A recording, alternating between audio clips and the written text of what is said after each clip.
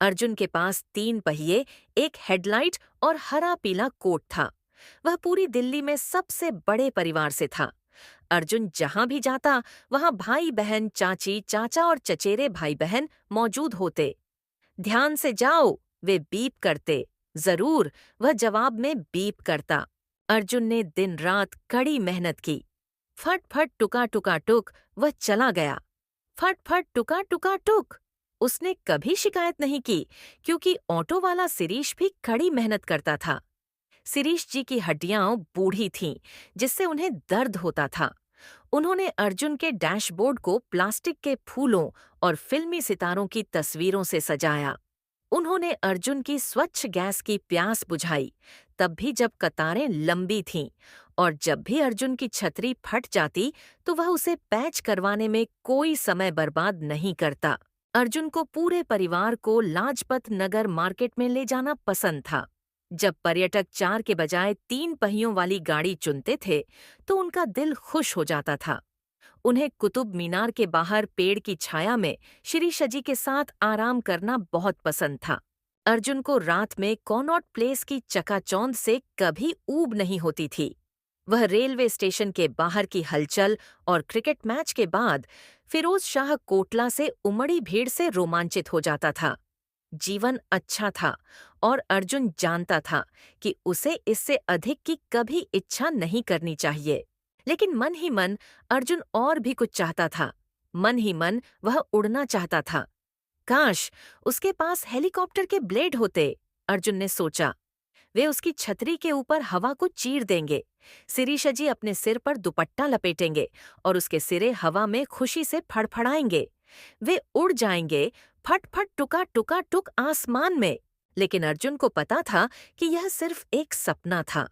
Helicopter blade वाली एक car पंखों वाले हाथी की तरह होगी, या एक ट्रेन जो रॉकेट की तरह अंतरिक्ष में उड़ सकती है, जिसके डिब्बे पीछे पीछे चलते रहेंगे।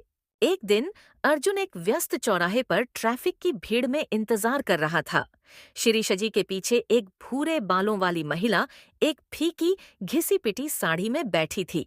फट फट फट फट एक गंदा सा लड़का कारों और ऊंटों के बीच से पानी बेचता हुआ आया। उसकी आंखें पॉलिश किए हुए पत्थरों की तरह चमक रही थीं जब उसने एक बर्फीली बोतल पकड़ी। मैडम, बहुत ठंडा, बहुत बढ़िया, जादू। महिला हंसी। जादू? लड़के ने इतनी जोश से अपना सिर हिलाया कि अर्जुन को लगा कि कहीं वह गिर न जाए। महिला ने कहा, हम सभी को थोड़े जादू की जरूरत है। उसने कुछ रुपए निकाले और लड़के से 2 बोतलें लीं। तुरंत उसने एक बोतल शिरीष जी को थमा दी। शिरीष जी ने मुस्कुराते हुए महिला को अपने पान से सने दांत दिखाए। उन्होंने जल्दी जल्दी पी लिया और ट्रैफिक रुक गया। जादू पहले ही काम कर रहा है, शिरीष जी ने मजाक में कहा। महिला ने भी पी ली। आगे बढ़ने पर अर्जुन पर थोड़ी सी गिर गई। फट फट टुका टुका टुक, अर्जुन ने अपने एक भाई को खुशी से नमस्ते करते हुए कहा। जैसे ही वे आगे बढ़े, अर्जुन को अपने पहियों पर हल्कापन महसूस होने लगा। उसके सामने से ट्रैफिक हट गया और वह आगे निकल गया। खुली सड़क देखकर आश्चर्यचकित शिरीष जी ने अपने रियर व्यू मिरर में महिला की नजर देखी। हाँ, बहुत जादुई है मैडम। अब महिला की साड़ी में एक शानदार चमक थी और उस पर बढ़िया सोने के धागे से कढ़ाई की गई थी। जादू! वह हंसी। अर्जुन के पहिए सड़क से उतर गए। वह ऊपर ऊपर चला गया। फट फट टुका टुका टुक, ऊपर ऊपर ऊपर। वहां कोई हेलीकॉप्टर ब्लेड नहीं था जो उसकी मदद कर सके। जादू? अर्जुन ने सोचा। यह ऑटो जादू है। पक्षियों का झुंड तितर बितर हो गया। अर्जुन की हेडलाइट खुशी से जल उठी।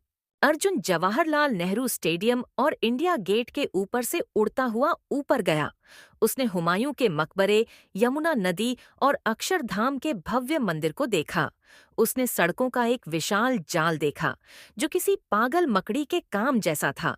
बड़ी बड़ी आंखें फैलाए शिरीष जी ने इस सब के मजे से चीखना शुरू कर दिया। उसने अब हैंडलबार को नहीं पकड़ा, अब कारों को चकमा नहीं दिया। महिला ने अपनी खूबसूरत साड़ी को उंगलियों से छुआ। सर, उसने रियर व्यू मिरर को देखते हुए पुकारा। आपका चेहरा। जब शिरीष जी ने खुद को देखा तो उन्हें बॉलीवुड हीरो जैसा चेहरा दिखाई दिया। उसके दांत सफेद चमक रहे थे और उसकी त्वचा चमक रही थी। हमें ज्यादा पानी पीना चाहिए, वह दहाड़ते हुए बोला। लेकिन हम क्या कर रहे हैं? अर्जुन ने सोचा। हम कहाँ जा सकते हैं? मैं क्या हूं अगर मैं अब और प्रेरित नहीं हूं? अर्जुन कभी इतना स्वतंत्र नहीं था। फिर भी उसने कभी इतना खोया हुआ महसूस नहीं किया था। जिस दुनिया को उसने जाना था, उसमें हर यात्रा का उद्देश्य था, हर मंजिल अस्थायी थी। सभी हॉर्न बजाती कारों के ऊपर असीम शांति में अर्जुन को अपने जीवन की सड़कें याद आ गईं, जो कारों, मोटरसाइकिलों और बसों से भरी हुई थीं। नीचे उसने अपने परिवार को काम पर देखा। पीले रंग की छतरी के बिंदु बीकन की तरह चमक रहे थे। अर्जुन को लोगों की भीड़ और हलचल भी याद आई, जो कहीं और पहुंचने के लिए बहुत उत्सुक थे। जाने की जगह, जाने की जगह, फट फट टुका टुका टुक। महिला ने नीचे देखा और नीचे की खुशियों के बारे में सोचा। अब उसके लिए अपनी साड़ी की चमक को भूलना आसान था। उसने सोचा कि मैं अपनी बेटी और नाती नातिनों से मिलने जा रही हूँ। वे इंतजार कर रहे होंगे। वे मेरे जीवन में असली जादू हैं।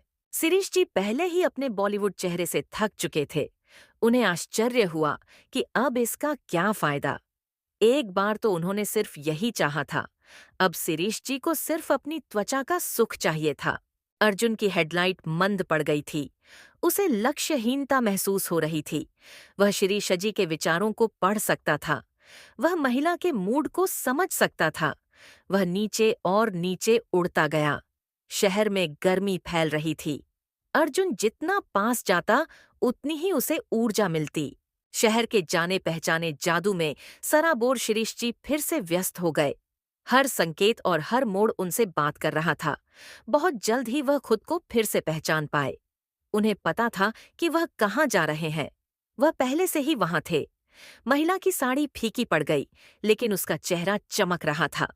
वे धरती पर आ गए। अर्जुन के पहियों ने गर्म डामर को छुआ और उसके इंजन ने राहत की सांस ली। फट फट टुका टुका टुक। ध्यान से जाओ।